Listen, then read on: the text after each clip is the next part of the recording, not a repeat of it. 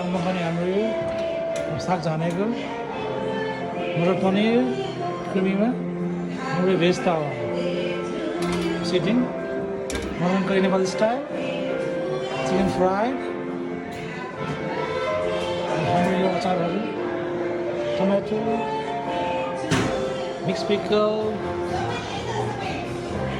salad, Nori achar, Mexico achar, salad.